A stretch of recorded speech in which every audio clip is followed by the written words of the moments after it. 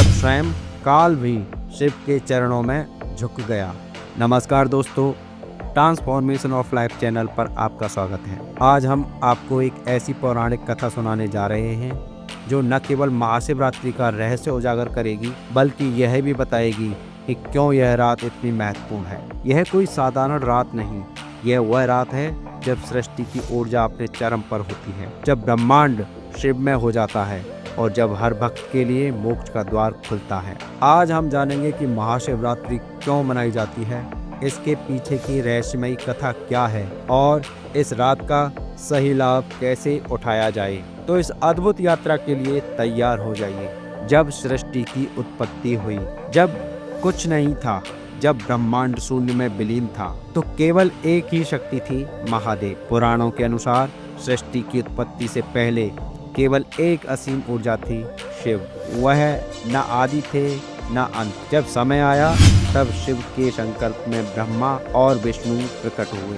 लेकिन एक दिन ब्रह्मा और विष्णु के बीच यह विवाद होने लगा कि सृष्टि में सबसे श्रेष्ठ कौन है। दोनों के बीच तर्क वितर्क बढ़ता गया और फिर सृष्टि में एक भयंकर ज्वाला प्रकट हुई, अनंत ज्योतिर्लिंग का प्रकट होना। जब ब्रह्मा और विष्णु श्रेष्ठता की दौड़ में थे, तभी आकाश में एक दिव्य प्रकाश पुंज प्रकट हुआ। यह कोई साधारण प्रकाश नहीं था, बल्कि एक अनंत ज्योतिर्लिंग था जिसका कोई आदि था न कोई अंत। ब्रह्मा और विष्णु इस प्रकाश को देखकर चकित रह गए। तभी आकाशवाणी हुई, जो इस प्रकाश के अंत को खोज लेगा वही सबसे श्रेष्ठ होगा। ब्रह्मा ने हंस का रूप धारण किया और इस ज्योति के ऊपर उड़ने लगे। विष्णु ने एक बरहा यानी सुअर का रूप धारण किया और नीचे गहराइयों में खोजने लगे। हजारों वर्षों तक वे इस प्रकाश के आदि और अंत की खोज करते रहे, लेकिन वह अनंत था, असीम था, अपार था।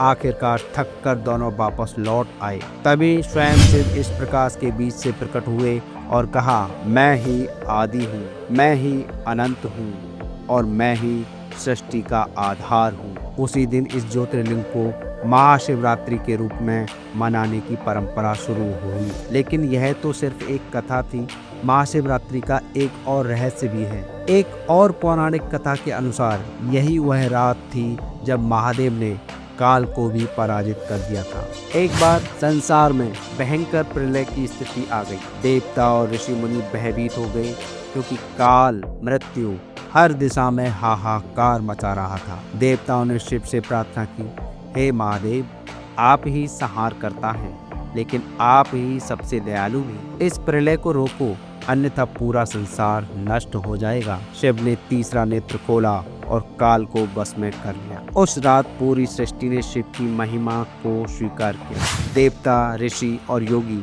पूरी रात शिव की आराधना करते रहे। यही कारण है कि इस रात को जागरण करने, ध्यान लगाने और शिव जी की पूजा करने का विधान है। महाशिवरात्रि की रात को शिव की भक्ति से सभी पाप नष्ट हो जाते हैं और साधक को मोक्ष की प्राप्ति होती है। एक और अद्भुत कथा यह भी कहती है कि महाशिवरात्रि के दिन ही माता पार्वती और भगवान शिव का विवाह हुआ था। माता पार्वती ने कई जन्मों तक कठोर तपस्या की ताकि शिव जी को पति के रूप में प्राप्त कर सके। आखिरकार उनकी तपस्या सफल हुई और इस पावन दिन पर भगवान शिव ने उन्हें अपनी अर्धांगिनी स्वीकार किया। इसलिए इस दिन विशेष रूप से शिवलिंग पर जल, दूध और बेल पत्र चढ़ाने की परंपरा है। जो भी श्रद्धा से इस दिन शिव की पूजा करता है, उसे सौभाग्य, समृद्धि और आशीर्वाद प्राप्त होता है। महाशिवरात्रि केवल एक पर्व नहीं, यह एक आध्यात्मिक अवसर है। इस रात को ऊर्जा का प्रवाह सबसे ऊंचे स्तर पर होता है।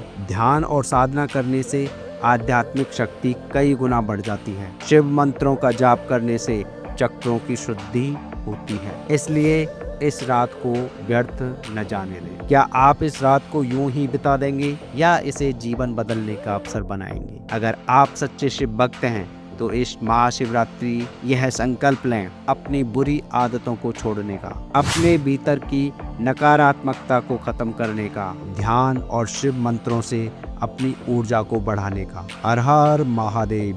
इस वीडियो को अपने दोस्तों और परिवार के साथ शेयर करें और कमेंट में लिखें, हर हर महादेव।